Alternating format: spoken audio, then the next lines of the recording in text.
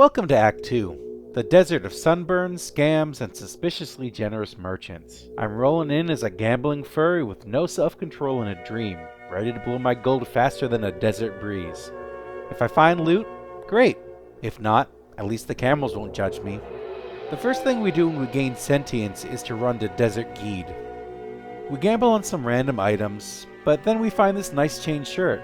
It has a small amount of enhanced defense, a small amount of fire resist, and a speck of magic damage reduction. Better than what I had before. After all that, we stock up on our favorite drug. Then we head down to where we belong, in the sewers. Here's a fun tip for navigating the sewers. Always go through the side entrance near the docks. When you do that, head up. If the exit to level 2 isn't right there before you turn left, go back and head down.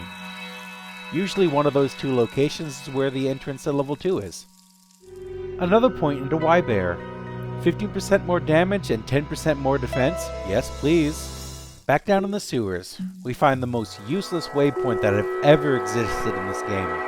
Oh yeah, I'll save you an extra 15 seconds to walk back if you die in the easiest area in the act.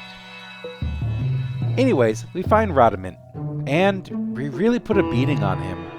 I mean, I bet his father would have been proud about how well we beat him into the dust.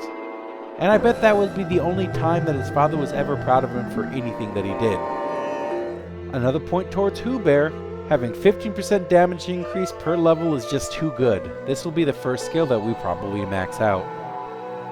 Another load of gambling later, we find this great Helm.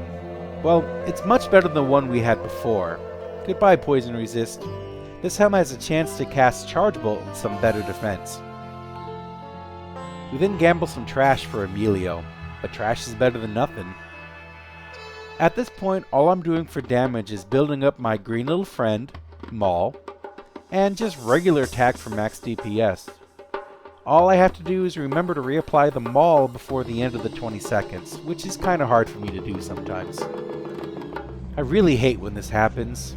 I got the pleasure of exploring the whole area of the Halls of the Dead, and then I realized that I didn't explore the entire area. I left a little speck of a corner unseen, and that just so happens to be where the exit was. Ugh. And soon after we get the cube. More gambling, this time for some more trash for Emilio.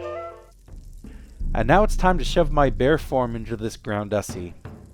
Typically, this is going to be a much easier maggot layer than the other runs. I'm a big, furry, angry wall of meat. In these tunnels, monsters can only come at me one at a time. Do the math, and the result is that I'm not stuck in there with them, they're stuck in here with me. After going full Muhammad Ali on every single one of the bugs down here, I get the first part of the MacGuffin we need to beat this act. While I was down in the Groundussie, I found a unique mace. That mace turns out to be crush-flanged. There is literally nothing in this mace that I could not use. Great enhanced damage, 33% crushing blow, 15 to strength, 30 fire resist, plus that +2 light radius that my body just craves. Casually I put it on, and that one-hander does almost 3 times the damage as my axe. On the Mr. Bright side, I am the level where I can gamble the biggest, dumbest, and best weapon ever, my personal John Henry. On the way through, we put our first and only point into Heart of Wolverine. This skill gives you a flat 20% damage and 25% attack rating increase. As a number file, this makes me happy. Down in the Claw Viper Temple, we get to show Fangskin, our new playthings, quite intimately. And we get some big dumb bling as a reward. Skipping over the harem, because I'm not jealous at all, we find the Arcane Sanctuary. Here, we play our favorite game, Hunt for the One Way. First, we go down. And not a one-way this time. Last time we had a 3-way. Let's try again. Before we do this though, it's time for a little bit more gambling. Today we're going for the only slots that I don't have filled. This time, it's for an amulet. Because these cost so much, we don't have a lot of chances. I shift over to the old school graphics to garner some more luck, and well, it's better than nothing, right? Anyways, this time we go right. And we don't have a two-way this time. Let's try again. This time, it's up. Good luck. And we have a three-way. Up there is the summoner. And we introduce him to the world of heavyweight boxing. To reward myself, I indulge in my gambling fetish to feed my number fetish. Ah, yes.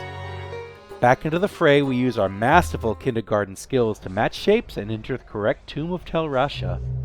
I waste 1 good point on rabies. I can't use it, but if I want hunger, which is insane life and mana leech, I gotta do that. Getting cocky has its downsides. I get my first and only death this run. And then we find the orifice. I stick my girthy Whatbear staff into it, and it's so intense that we break down the walls. Another unique item, Blood Fist. Would be cool to keep with its 10% attack speed and 5 minimum damage. Ugh. Anyways, I'm gonna go make this Duriel's problem.